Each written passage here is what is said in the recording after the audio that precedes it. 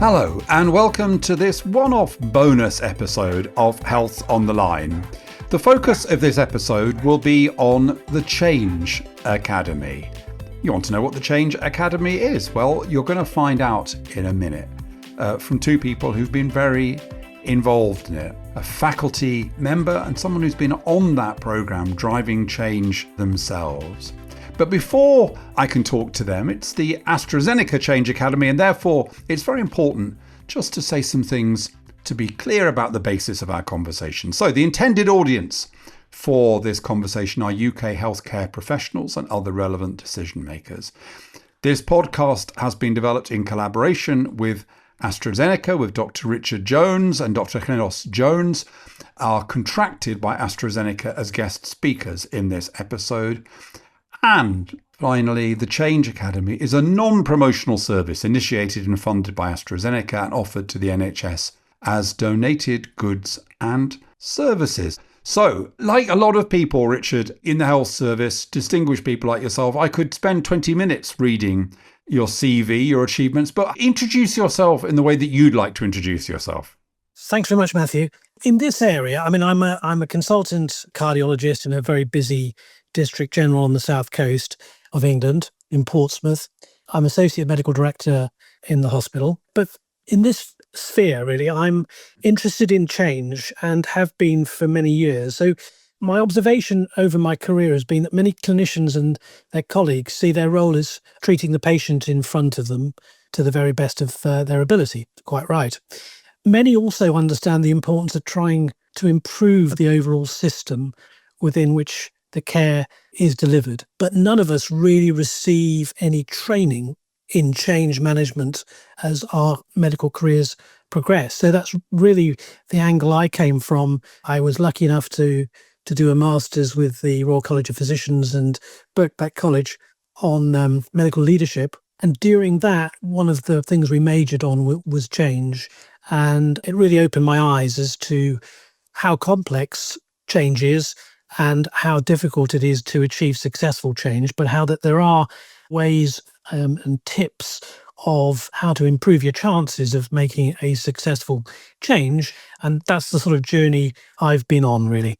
Great. And Llinos, I'm going to ask you to introduce yourself in a moment. But while I'm talking to you, Richard, let's just pursue this angle for a moment. So for those people who are new to the idea of the Change Academy, and we are proud to be partnering with AstraZeneca around the Change Academy here at the Confed, can you tell us a bit more about what it is and how it works? Because you are a faculty member. Yeah, so again, on my travels around the country trying to introduce a change in the world of heart attacks, I came across many committed and very talented clinicians who could see that a change was required, but didn't really have the tools. And so the Change Academy was born out of that observation. It's a way of bringing together people, NHS doctors, nurses and managers, into a safe environment where we can try to impart the nuts and bolts of how to make a successful change happen. The Academy itself works on a sort of face-to-face basis for 2 of the days, and then we do things virtually, and at the end of the year delegates will come and present their projects that they've been working on with our support over the year. And I mean, that's a very humbling moment when you see what has been achieved.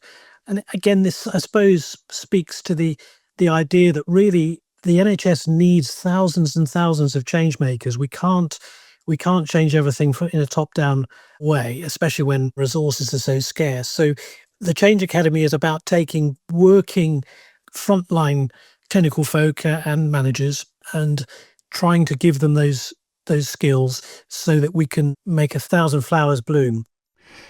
That's great. And Llinos, I don't know whether it's worse to overpronounce the beginning of your name or underpronounce it, but I'm clearly going for the overpronouncing, so I'll see how that goes. Llinos, tell us a bit about yourself.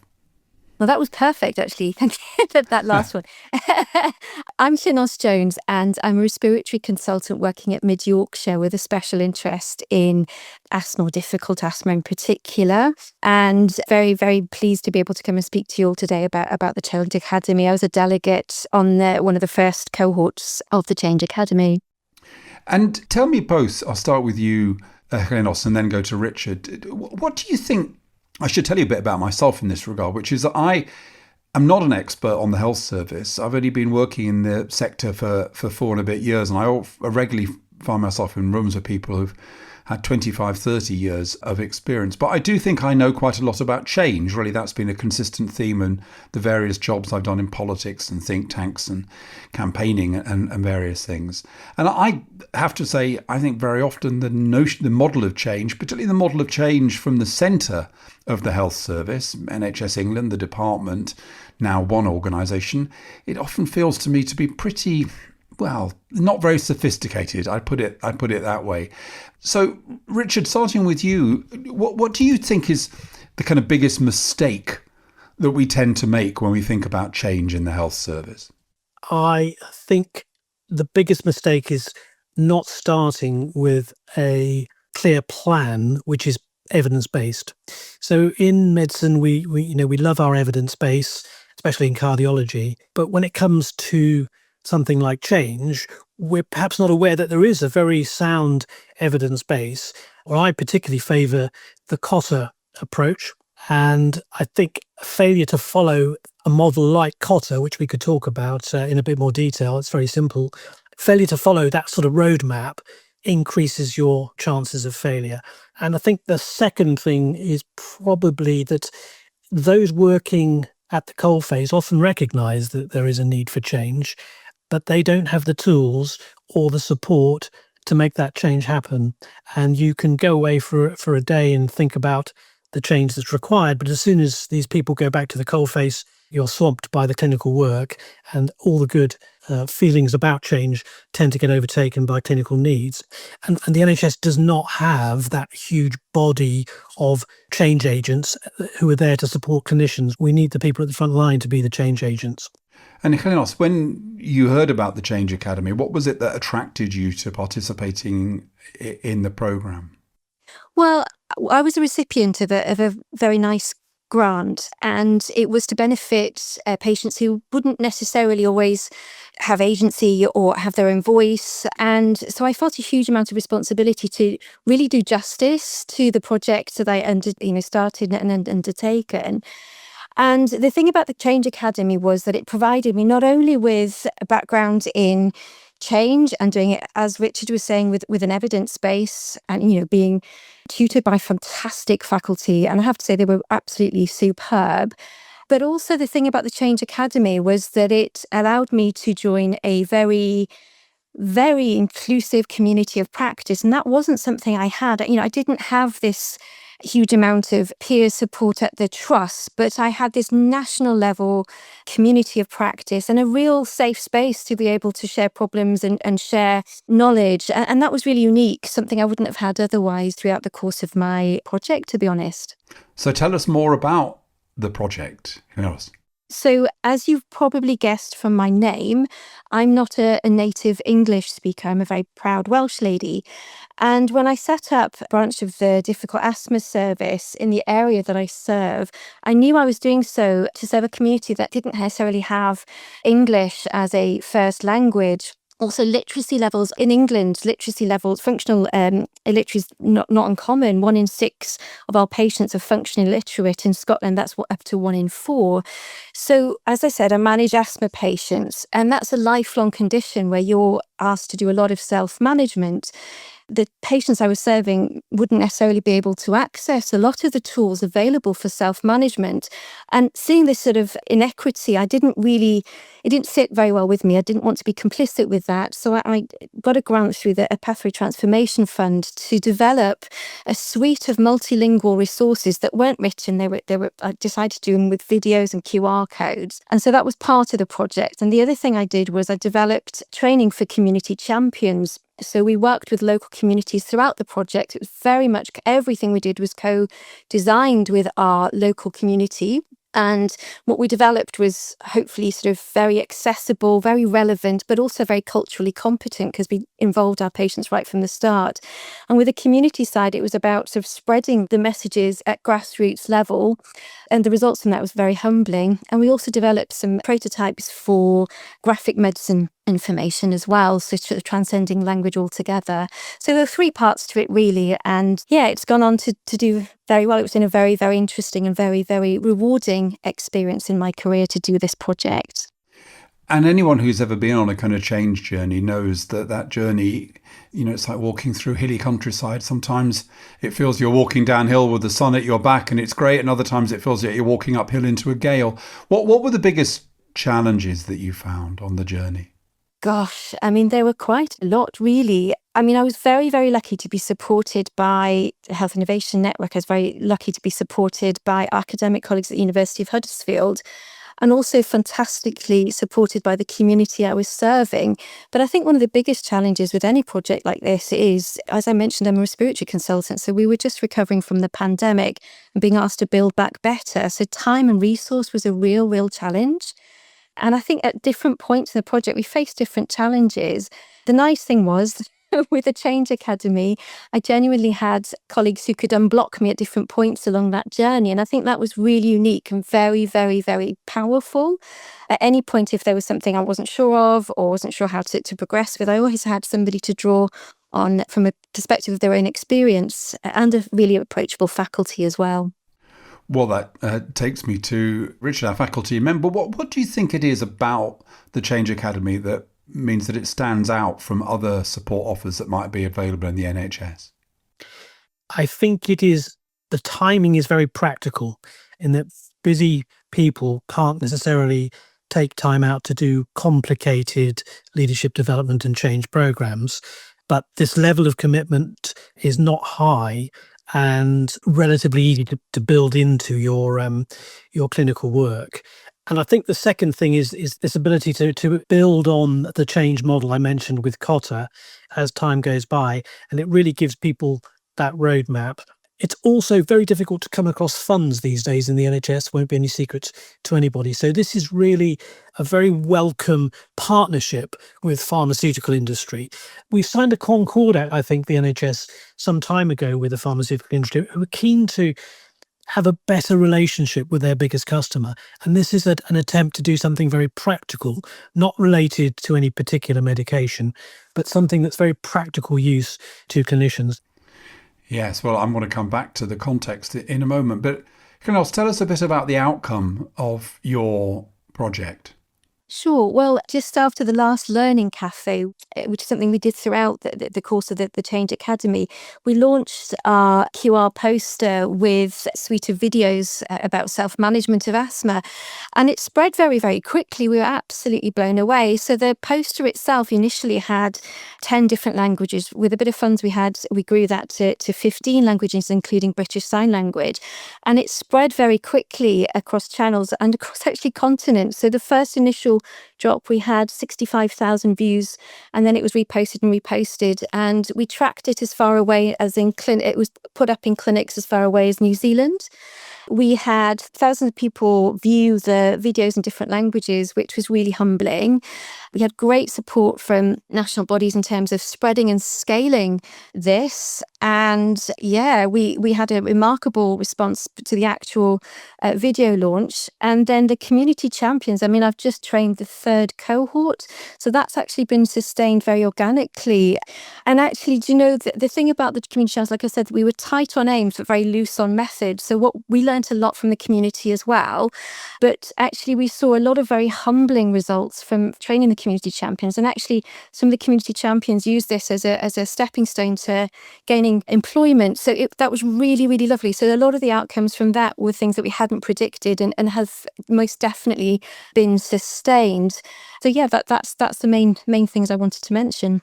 Well, brilliant. And I was going to ask you about this vexed question of how it is we can replicate, roll out, spread good practice. I mean, no conversation about innovation or improvement in the NHS lasts more than 5 minutes before people bemoan the challenges of kind of spreading good practice. You clearly cracked that in relation to your project, Llinos. But Richard, more generally, how do you see this challenge of spreading good practice? Is that even the way in which we should understand the challenge? As I sort of alluded to earlier, I think we need to foster an environment where everybody feels as if they can make change within the NHS.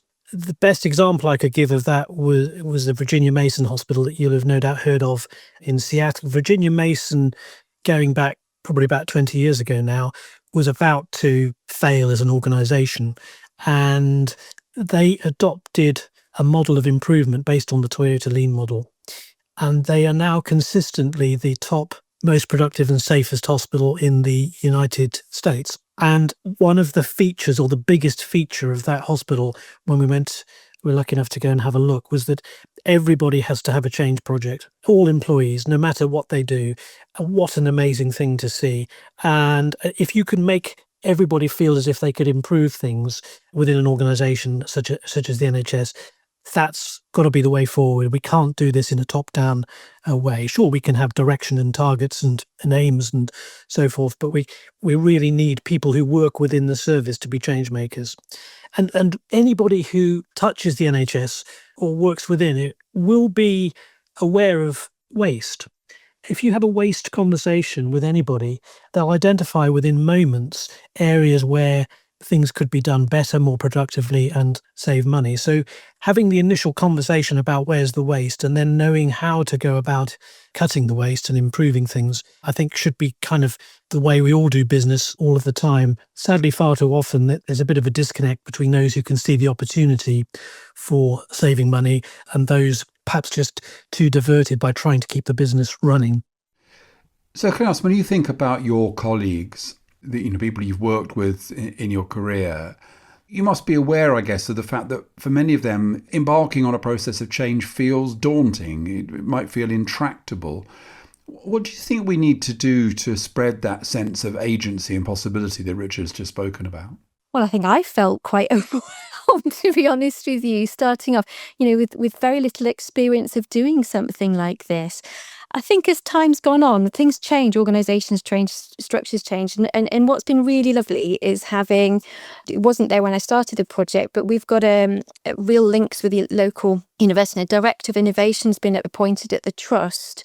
And I think change isn't easy, but one of the things I learned actually at the Change Academy was that it's really important to have not only community practice, but important stakeholders that you can draw on throughout your journey. And I think that some of the challenges are surmountable if you've got support around you. And I also think that being given time, so where I was really lucky was I had a really supportive chief exec as the project went on. He recognised the benefits of what I was doing and sort of was allowing me to have time to do it. And I think, just that permission to be able to have a bit of time off and concentrate on something that you really need to do, and having something that can enable that to happen has been really, really useful, because otherwise, you're doing it on top of your work, on top of, managing a family. I was up till sort of 1:30 in the morning, so many evenings a week for the duration of it. But having certain enablers within your organisation is key, I would say. Yeah, when speaking of enablers, Richard, I mean, I'm speaking to leaders all the time at the moment who really face the most incredible pressures. I spoke to a hospital leader this morning who has to take, she said, £2 million a week out of her budget over the next year, across the whole of the year. How is it possible to think about change, or how should we think about change in these kinds of circumstances? I guess on the one hand, as you said about waste, well, there's no better time. We have to do things differently. We have to reimagine things. But on the other hand, what Llinos has just talked about, a chief executive who gave her the time and the space to be able to focus on that. Well, time and space and money are all in short supply. So what's your kind of message to leaders about how it is they can encourage people to deal with the incredible pressures that we now face in a way that gives them the agency to imagine doing things differently, rather than just kind of salami slicing stuff? Yes, I mean, incredible pressures our managers are facing. Some of the most dedicated people I've worked with in the NHS come from the management community. Their willingness to go the extra mile is often humbling. And when faced with such astronomical targets like 2 million that you just mentioned, heaven knows where to start. Maybe if I could just bring it down to sort of close to cardiology as an example. This again, repeating the theme of go and speak to the front line and say, where's the waste? What can we cut? So if you come into hospital with a full-blown heart attack, then you are treated by the ultimate lean process. The ambulance brings you straight to the Department of Cardiology, straight into the cardiac catheter lab, which is where the value-adding step is. Your coronary artery, which is blocked, will be unblocked, and you will go home often within a couple of days, 2 or 3 days, which is typically was 6 or 7 days before. So there's a huge saving there. So as well as quality of care is much better, outcomes are better. So that's an example of a really very good process that's driven by time. If, on the other hand, you come in with a threatened heart attack, in other words, your artery is nearly blocked but not quite, then we do what so often happens in the NHS. We start the medication to stop you getting any worse, but then we make you wait. And often the wait to go to that value-adding step, the stent in the cath lab, can be measured in many days and sometimes weeks. And there's plenty of data to support this up and down the country. But we have the facilities, we often have the staff, but we somehow don't connect the need to flex our system in such a way that we can get the productivity out of the cath lab systems. That's just one example of one pathology. And I'm sure if you were to have those conversations as leaders with many other specialties, you would uncover possibilities. The other, of course, huge challenge that we face and that creates a massive cost in the system at the moment is the disconnect between social care and the hospital. In my own hospital, we're frequently above 200 medically fit patients. And if we could unblock that, as Mr. Streeting has promised to do, that will hugely improve throughput and save money. And Llinos, what would you say to colleagues under the kind of pressure that I've been discussing there with Richard, to kind of help them? One doesn't want to be insensitive to the pressures that people are under, but I guess in a way my philosophy has always been, however difficult things are, there are always choices to be made. There are always better and worse ways of doing what you're doing. Easy to say, but hard to kind of create that sense of agency. I think so, but do you know, I've been very lucky. I've been asked to speak at various events nationally in the last few years. And what I say to people is, I don't want to I'm very enthusiastic. I'm very passionate about what I do in terms of trying to address health inequalities and sort of really genuinely want to empower patients to help them to self-manage a lifelong condition. But I understand that, I can sort of overwhelm people by just, my story. But what I say to people is very, very carefully, I say, look, everybody can do their little thing. And it doesn't feel like a little thing to your patients. We can all adjust things and more things. And just that one little thing can perhaps make a huge difference to the patients or the people that you're serving or the staff that you're working with. And you can see people sort of beginning to, the cogs starting to go when you say that. And people have come up to me after and said, thanks, because actually just tweaking this or doing that, it didn't feel like much. But now you've mentioned it, actually, I feel empowered to do a bit more. And I think there is something around trying not to overwhelm people with this huge story and this huge amount of work that I put in, and just say, look, just do your thing. There's something all of us can do, no matter how large or how small, that can initiate change for the better and hopefully inspire people. People often say that the talks are inspiring, but hopefully that'll make people just feel as if they can and enable them to start their own journeys in a way that's accessible and very real for them. Thank you. Richard, is part of this is recognising that different change processes are needed for different kinds of initiative. Now, in the Change Academy, there are a whole range of different ways in which people want to do things. So, for example, in some areas, engaging patients is a really important part of the process. It might sometimes be slow. It might mean you have to slightly change what you're planning to do, because it might be the patients say that what matters to them is not the same as what matters to you as a clinician or as a manager, for example. In other areas, it's less important. In some areas, we can kind of say there seems to be one best way of doing things. In other areas, well, because of differences in local circumstances and needs and legacy, there are lots of best ways of doing things. What you need to focus on really is kind of core principles. What's your perspective on that, Richard? And to what extent is one of the advantages of the Change Academy that because you've got a whole number of people in the cohort doing different kinds of things, it enables you not just to think about change, but also different ways of approaching change depending on what the challenge is? Yes, you're quite right. And Nigel Crisp in this week's or last week's BMJ makes that point. In an organization where most of your costs are staff, things like Lean and Six Sigma change methodologies are not really as effective as relationship building. So when you're thinking about change, it's really important to know that you're changing the right things. You have to be very clear as to why is this urgent? Why is this important to patients? Why is this important to organization? If you can link your change for a positive outcome for the patient to a positive outcome for the finance director, that's probably going to be pretty important change. And that comes on to sort of what Cotter would say is the first, what is the burning platform? Why do we need to change?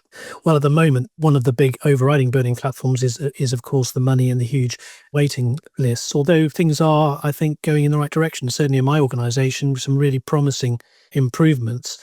The second, you can't do this on your own. You need to build the guiding team. So with any change, think about who is going to be part of your team to help you achieve this. And a simple way of thinking is anybody who touches the patient pathway from commissioner through to perhaps palliative care, everybody needs to be involved in that. And then they need to create the vision as to how we're going to make this happen. Those will be the first three key stages in any change model that we would tend to advise on the Change Academy. And this model is pretty simple. It's not going to be a hugely complicated thing for people to understand, but once they've grasped it, it's a really good roadmap to follow. And if everybody was speaking from the same sort of starting point, I think we would start to make meaningful change. Sorry, that's probably not. I've probably moved away a bit from your question. Do you want to follow that up, or indeed, what I'm interested in is your perspective of how we go about changing the NHS and your understanding of the sort of why people want to change.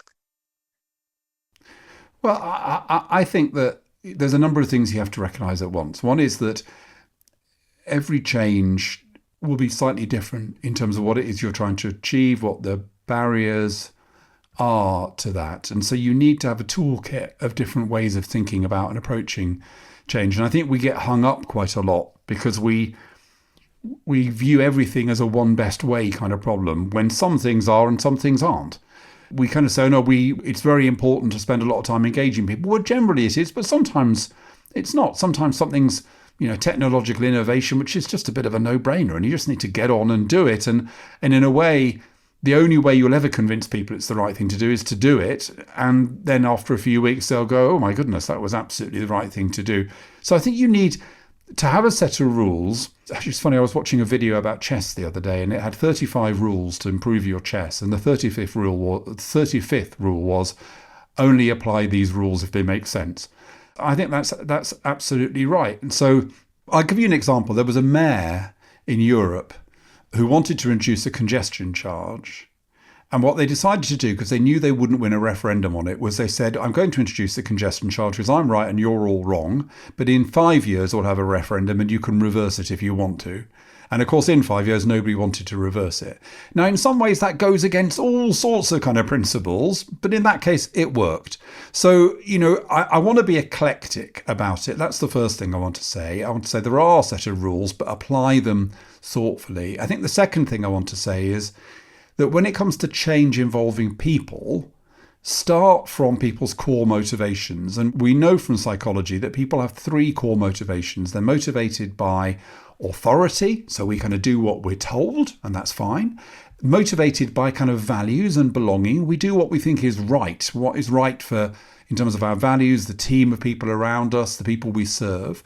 And then we do what we want to do, what's in our interests, not because we're selfish, but just because we want to be the kind of agents of our own lives. And that simple trinity, when you think about change, are we in this organisation aligning what we tell people to do with what they think the right thing to do is, with what is actually going to work for them as people?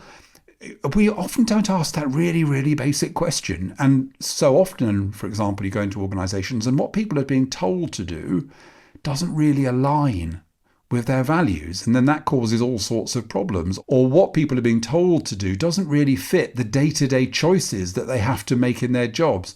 So I think that would be my second thing. Let's start with the core human motivations and let's try to make sure that change ticks all the boxes in terms of what drives us. So I'm very grateful to you, Richard, for asking me for my view of change. I've got two last questions, one for both of you. So let me start with you, Llinos. Is change making a habit? Have you carried on being a change maker? Absolutely. Absolutely. It was just one of the most rewarding things that I've done. I've taken a bit of a break for a bit because I think it's really easy to get burnt out. And I was certainly feeling close to that after the project and managing a full-time job and the family and everything else. So I think, you've got to do it carefully. But once you've affected change and done so sustainably and at scale, it's hard then to go back to not doing anything. And like I've said in an earlier statement, I think if you notice something that isn't working, that isn't right, and you don't try and change it, then you're complicit, aren't you? So I have absolutely carried on doing some change, but I've learned a lot along the way as well. And I think that there is a point where you have to say, I have to put my own oxygen mask on and take a break and do it in a sort of steadier way. But then, you live and learn. And one of the things that drives you to carry on as well is seeing the difference it makes to the patients.